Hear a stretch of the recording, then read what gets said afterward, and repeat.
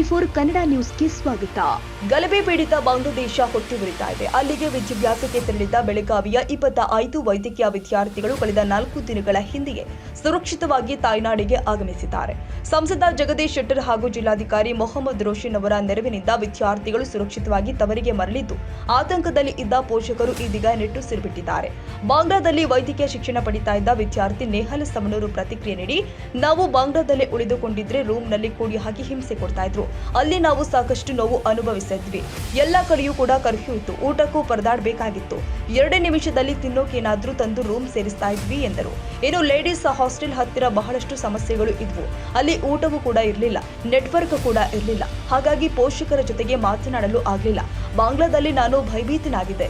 ಈಗಿನ ಪರಿಸ್ಥಿತಿ ಇನ್ನೂ ಭಯಂಕರವಾಗಿದೆ. ಹೇಗೋ ಗಲಭೆ ಪೀಡಿತ ದೇಶದಿಂದ ಬಚಾವ್ ಆಗಿ ಮನೆಗೆ ಮರಳಿ ಬಂದಿದ್ದೇವೆ ಎಂದು ನೇಹಲ್ ಸಮನೂರು ಹೇಳಿದ್ದಾರೆ. ಅಣ್ಣ, ಇವಾಗ ಬಾಂಗ್ಲಾದಲ್ಲಿ ತೀವ್ರ ಹಿಂಸಾಚಾರ ಕೂಡ ನಡೀತಾ ಇದೆ. ನೀವು ಅಲ್ಲೇ ಇದ್ದೀರಿ, ಏನು ಅನಿಸ್ತು? ಹೆಂಗೆ ಬಂದ್ರಿ? ಸ್ಟಾರ್ಟಿಂಗ್ನಲ್ಲಂತೂ ಏನು ಹಂಗೆ ಅನಿಸಿರ್ಲಿಲ್ಲ. ಆದರೆ ಸಣ್ಣಂಗೆ ಅಲ್ಲಿ ಲೋಕಲ್ ಹುಡುಗರು ಗೌರ್ಮೆಂಟ್ ವಿರುದ್ಧ, ರಿಸರ್ವೇಷನ್ ವಿರುದ್ಧ ಭಾಳ ದಂಗೆ ಅದು ಮಾಡಿ ಪ್ರೊಟೆಸ್ಟ್ ಅದು ಮಾಡಕತ್ರು. ಅದ್ರ ಸಲುವಾಗಿ ನಮ್ಮ ಕಾಲೇಜ್ದವರು ಸೇಫ್ಟಿ ಮೆಜರ್ಸ್ ಅಂತ ನಮ್ಮನ್ನು ಹಾಸ್ಟೆಲ್ದಿಂದ ಹೊರಗೆ ಹೋಗ್ಬಿಡ್ಲಿಲ್ಲ, ಹಾಸ್ಟೆಲ್ನಲ್ಲಿ ಇಟ್ಕೊಂಡ್ರು.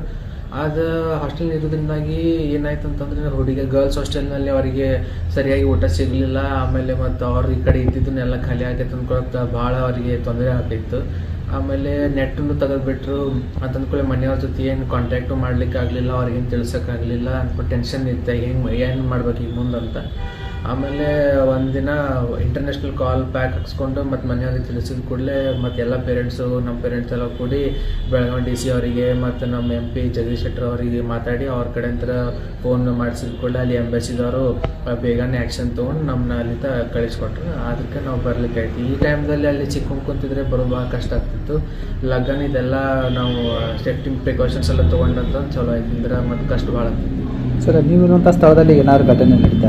ನಾವಿರೋ ಸ್ಥಳದಲ್ಲಿ ಘಟನೆ ಅಂತಂದರೆ ಪ್ರೊಟೆಸ್ಟೇ ನಡೆದು ಮತ್ತೇನಿಲ್ಲ.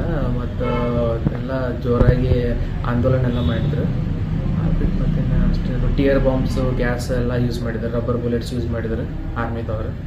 ಅಲ್ಲ, ನಿಮ್ಗೆ ಊಟದ ಅದು ಹೆಂಗೆ ಊಟದ ಏನು ಸಮಸ್ಯೆ ಸರ್? ಮತ್ತಲ್ಲಿ ಊಟದ ಸಮಸ್ಯೆ ಅಂದರೆ ಏನು ನಮ್ಗೂ ಹಾಸ್ಟೆಲಿಂದ ಬರ್ತಿತ್ತು, ಬಟ್ ಹುಡುಗಿಯರಿಗೆ ಬರ್ತಿರ್ಲಿಲ್ಲ ಅಂತ ಅಂದ್ಕೊಳ್ಳಿ. ಅವ್ರು ಏನಾದರೂ ತೊಗೋಬೇಕು ಮಾಡ್ಬೇಕಂತಂದ್ರೆ ಹೊರಗೆ ಹೋಗ್ಬೇಕು ಆಗ್ತಿತ್ತು. ಅದ್ರ ಸಲ ಅವ್ರಿಗೆ ಹೊರಗೂ ಬಿಡ್ತಿರ್ಲಿಲ್ಲ ಅಂತ ಅಂದ್ಕೊಳ್ಳಿ. ಇವ್ರಿಗೆ ಹೇಳಿಸಿ ಮಾಡಿಸಿ ತರಿಸಿ ಅವ್ರಿಗೆ ಭಾಳ ಕಷ್ಟ ಆಯ್ತು.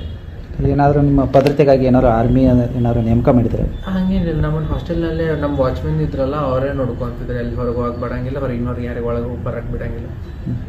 ಮತ್ತಲ್ಲಿ ಈಗಾಗಲೇ ಕೂಡ ಹಿಂದೂ ದೇವಸ್ಥಾನಗಳನ್ನ ಟಾರ್ಗೆಟ್ ಮಾಡಿ ಕಲ್ಲುಗುವಂಥ ಕೆಲಸ ಆಗ್ತಾ ಇದೆ. ಅಲ್ಲಿ ಅಕ್ಕಪಕ್ಕದ ನೀವಿರುವಂಥ ಸ್ಥಳಗಳು ಏನಾದ್ರು ಹಿಂದೂ ದೇವಸ್ಥಾನಗಳು ಇರುವಂಥದ್ದು, ಅದ್ರ ಮೇಲೆ ಒಂದು 2 ಹಿಂದೂ ದೇವಸ್ಥಾನಗಳು ಇವೆ. ಆದರೆ ಅದ್ರ ಮೇಲೆ ಆ ರೀತಿಯನ್ನು ಇದುವರೆಗೇನು ಹಲ್ಲಾಗಿಲ್ಲ. ಈಗೇನಾಗೈತೆ ಅನ್ನೋದು ಗೊತ್ತಿಲ್ಲ, ಯಾಕಂದ್ರೆ ನಾನು ಇಲ್ಲಿದ್ದೀನಲ್ಲ.